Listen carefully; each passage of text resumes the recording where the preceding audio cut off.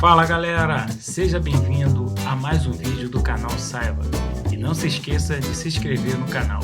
Valeu!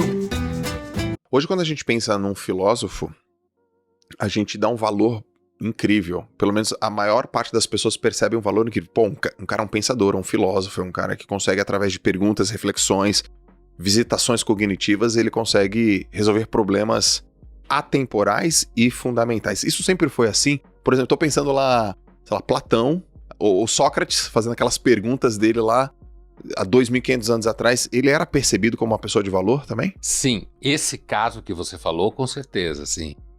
Sócrates era um sujeito, não era da aristocracia ateniense, Platão era, estirpe muito alta, né, dentro da aristocracia ateniense, e o Sócrates era um cara que reunia alunos que esses vinham basicamente da aristocracia. Então Sócrates era uma espécie assim de líder espiritual, filosófico dessa moçada. Então imagina,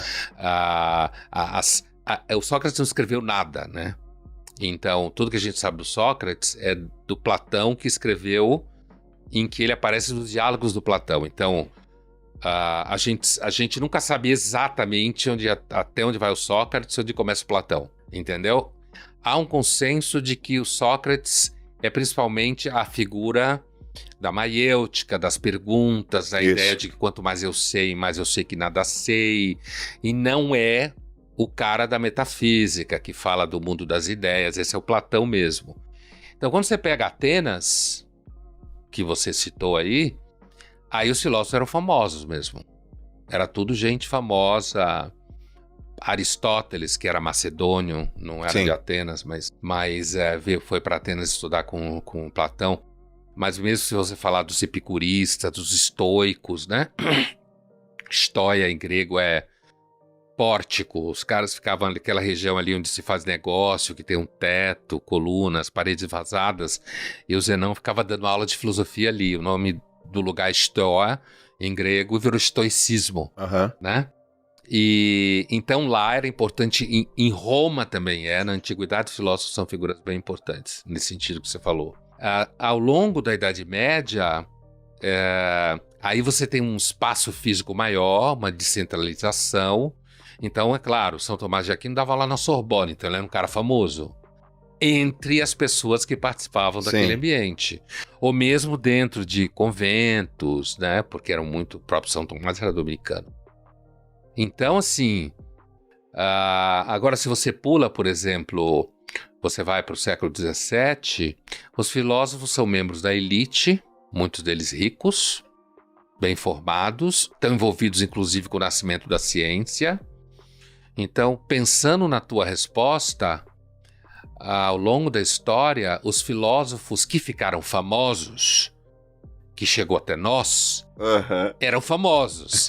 Então os livros foram publicados e outros discutiam ele, xingavam ou concordavam, e acabou se constituindo numa massa que chegou até nós. Agora, hoje no Brasil, eu diria para você, o Brasil hoje vive uma situação um pouco parecida com a França, porque na França... filósofos são celebridades desde os anos 60. Então, ir na televisão, dar autógrafo, sabe? Desde o tempo do Sartre. É recente. Em comparação ao Brasil, filósofo virou celebridade, sei lá, nos últimos 10 anos. E aí mudou a posição, porque... Imagina, quando eu deixei a medicina no 5º ano para ser filósofo, todo mundo achava que eu estava maluco. Provavelmente eu estava, né? Mas deu muito certo.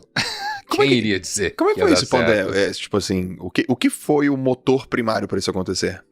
Foi assim, eu fui para medicina porque minha família é de médicos. Meu pai, meu avô, minha irmã mais velha, meu tio, meu filho acabou caindo na maldição familiar também. Então eu entrei na medicina um pouco porque eu era bom aluno, gostava de biologia. Tem história na família. A psicóloga na escola falou: olha, você, assim, biomédicas, humanas, você vai dar certo em qualquer coisa que você fizer. Tinha uma coisa chamada psicoteste na época. Né? Nas escolas. Pô, eu faria medicina. Porque você faz medicina, você faz tudo que você quiser depois. Porque você para entrar na faculdade de medicina, você vai passar por uma seleção monstruosa. Então, aí eu falei, tá bom, vou fazer medicina. Foi meio assim. Aí fui, prestei, entrei, e desde o começo eu gostava de biologia, gostava das matérias, mas eu comecei a perceber que eu projetava o futuro. Foi exatamente isso que eu fiz. Eu projetava meu futuro e eu pensava, eu não quero trabalhar no hospital. Sim. E outra coisa que eu fui percebendo é que a maior parte dos colegas me parecia muito bobo. A conversa era muito boba. Entendi. Né? E aí eu comecei a estudar psicanálise. Porque eu falei, bom, vou ser psiquiatra, eu resolvo o problema.